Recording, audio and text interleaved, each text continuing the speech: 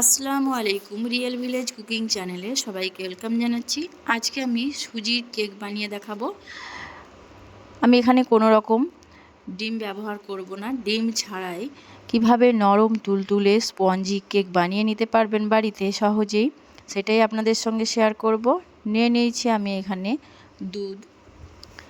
দুধ ভালো করে জাল দিয়ে গরম করে নিয়েছিলাম, ঠান্ডা করে নিয়েছি। আর দিয়ে দিচ্ছি বাটার। এখানে বাটার দিয়ে দিচ্ছি 2 টেবিল চামচের মতো। বাটারের পরিবর্তে আপনারা শুধু তেল দিয়েও বানাতে পারেন। একটু ভালো করে গুলে নিচ্ছি। এবার অ্যাড করছি 2 টেবিল চামচ চিনি। চিনিকেও ভালোভাবে একটু গুলিয়ে নেব। চিনি যেন ভালোভাবে গুলে যায়,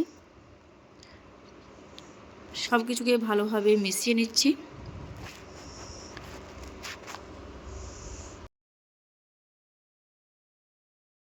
চিনির মধ্যে কোনো রকম দানা ভাব থাকা যাবে না। এই পর্যায়ে আপনারা ভালোভাবে একটু নাড়াচাড়া করে গুলিয়ে নেবেন, চিনির দানা ভাবটা যেন না থাকে। এবার এর মধ্যে আমি অ্যাড করছি সাদা তেল এবং সুজি। সাদা তেলটা আমি 4 টেবিল চামচের মতো দিয়েছি, আর সুজি এখানে আছে 50 গ্রামের মতো। 50 গ্রাম সুজি দিয়ে আমি ভালোভাবে মিশিয়ে নেব। সুজিটা যেহেতু ফুলবে, দুধের সঙ্গে ভালোভাবে মিশিয়ে নিচ্ছি।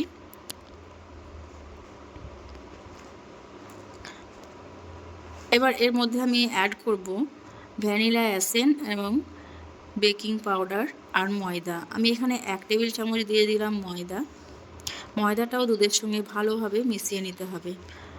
আর দিয়ে দিচ্ছি ভ্যানিলা এসেন্স 2-3 ফোঁটা, আর 1 টেবিল চামচ বেকিং পাউডার দিয়ে দিলাম। সামান্য একটু জল দিয়ে দিচ্ছি বেকিং পাউডারের উপরে, একটু ভালোভাবে ফেটিয়ে নিচ্ছি। সব কিছু উপকরণ দেখুন ভালোভাবে ফেটিয়ে নিতে হবে। যত ভালোভাবে ফেটানো হবে সুজির কেক তত ভালোভাবে ফুলবে, স্পঞ্জি হবে। কিছুক্ষণ ধরে ভালোভাবে ফেটাতে হবে, কোনো রকম দলা বেঁধে না থাকে সেদিকে লক্ষ্য রেখে এটাকে ফেটাতে হবে। আপনারা চাইলে মিক্সিতে বা হ্যান্ড উইস্কের সাহায্যে এটাকে করে নিতে পারেন।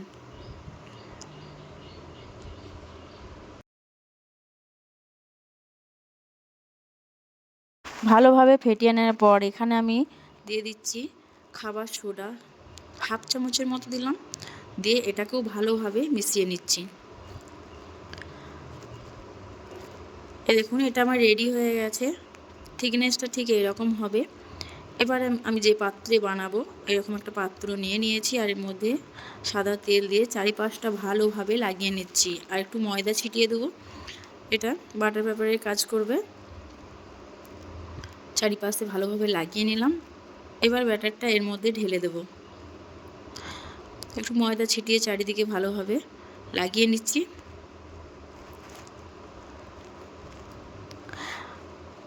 চারিদিকে লাগানো হয়ে গেছে। এবার এর মধ্যে আমি যে ব্যাটারটা রেডি করে রেখেছি সে ব্যাটারটা এর মধ্যে ঢেলে দিচ্ছি। ব্যাটারটা ঠিক এইরকম হবে, আবারও বলছি, এই দেখুন থিকনেসটা ঠিক এইরকম হবে। আমি একটাই কেক বানাচ্ছি।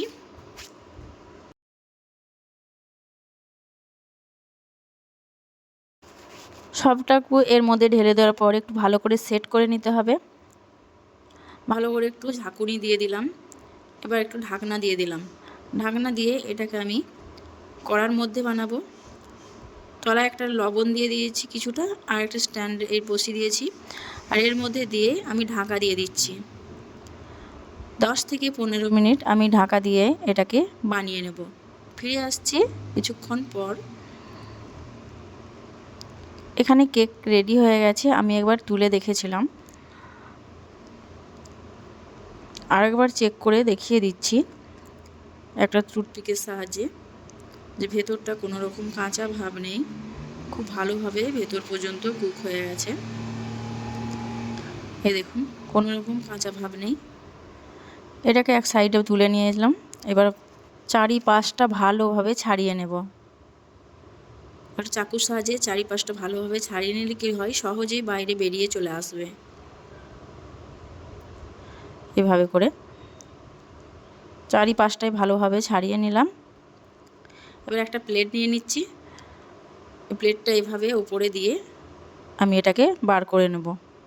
হালকা করে একটু প্রেস করে দিলাম। এবার এটাকে তুলে নিচ্ছি। এই দেখুন কত সুন্দর কেকটা হয়েছে। সুজি দিয়ে এভাবে কেক বানালে খুবই স্পঞ্জি হয়। দেখুন খুবই নরম হয়েছে, দেখতে যেমন সুন্দর, খেতেও অসাধারণ। এইভাবে কিন্তু আপনারা সুজি দিয়ে কেক বানিয়ে নিতে পারবেন ডিম ছাড়াই। কত সুন্দর লাগছে দেখতে। এই দেখুন খুবই নরম। একটু ভালোভাবে দেখিয়ে দিচ্ছি। ভেতর থেকে খুবই সুন্দর হয়েছে, কোনো রকম কাঁচা নেই ভেতরে।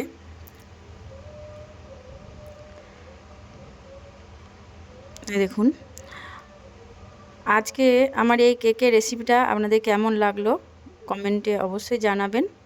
আর ভালো লাগলে চ্যানেলটা সাবস্ক্রাইব করে পাশে থাকার অনুরোধ রইল। আমি আবারও ভালোভাবে দেখিয়ে দিচ্ছি। দেখুন সুজি দিয়ে ঘরে থাকা উপকরণ দিয়েই আপনারা বানিয়ে নিতে পারবেন। খেতে কিন্তু খুবই টেস্টি হয়। এইভাবে বানিয়ে রেখে দিতে পারবেন 1 সপ্তাহ পর্যন্ত। বাচ্চাদের টিফিনে বা ব্রেকফাস্টে আপনারা এইভাবে বানিয়ে দিতে পারেন। আমি পছন্দ মতো শেপে কেটে নিচ্ছি। বিকালের নাস্তায় আপনারা খেতে পারেন। বাচ্চারা তো খুব মজা করে খাবে।